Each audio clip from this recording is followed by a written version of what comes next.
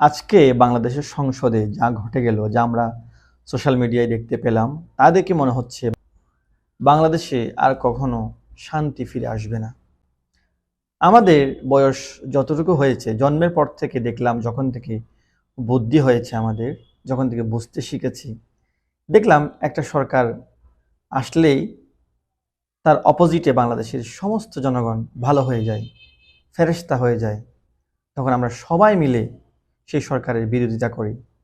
Recently আমরা দেখতে পেলাম সবাই সবাই একযোগে আওয়াজ তুললাম, আওয়ামী লীগ খারাপ, আওয়ামী লীগ ফ্যাসিস্ট, তাকে হটাও। সবাই মিলে আমরা ভালো মানুষরা তাকে হটালাম। এরপরে আমাদের পছন্দ মতো, আমাদের পছন্দের ডক্টর ইউনূস স্যারকে আমরা বাংলাদেশের প্রধান উপদেষ্টা বানালাম।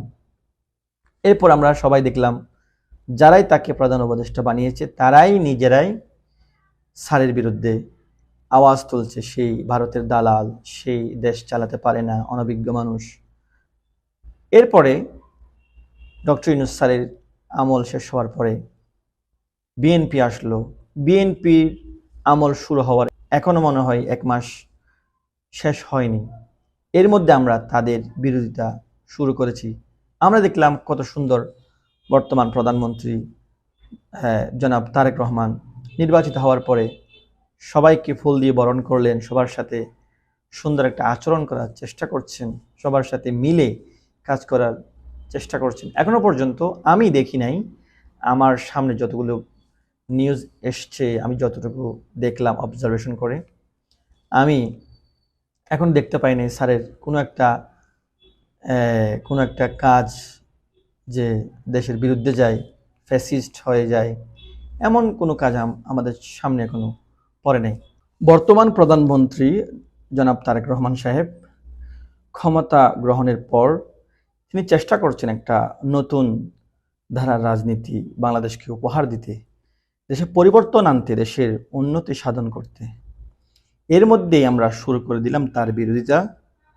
একটা মানুষ 18 বছর পরে দেশে আসলেন, নতুন সরকার প্রধান হলেন, তাকে সুযোগ দিতে হবে, কাজ করার সুযোগ দিতে হবে, তাকে সাপোর্ট দিতে হবে। এরপর আমরা তাকে অবজারভেশনে রাখবো, তারপরে না বিরোধিতা করার প্রয়োজন হলে বিরোধিতা করব। আজকে সুন্দর একটি প্রথম সংসদের অধিবেশন হলো, তার মধ্যে আমরা বিরোধিতা শুরু করে দিলাম। একটা বিশ্রী অবস্থা। আমাদের এই আচরণগুলো দেখে আমাদের বাহিরের যেই উন্নত দেশগুলো আছে তারা আমাদেরকে কি ভাববে, যে আমরা শুধু ঝগড়াই করি, আমরা শুধু আন্দোলনই করি। আচ্ছা, আন্দোলন করলে কি সমাধান হয় সব কিছু? তিনি আপনাদের কাছে সুন্দরভাবে পরামর্শ চান, আপনাদের সাথে সুন্দর আলাপ করতে চান, আপনাদের সাথে বসতে চান।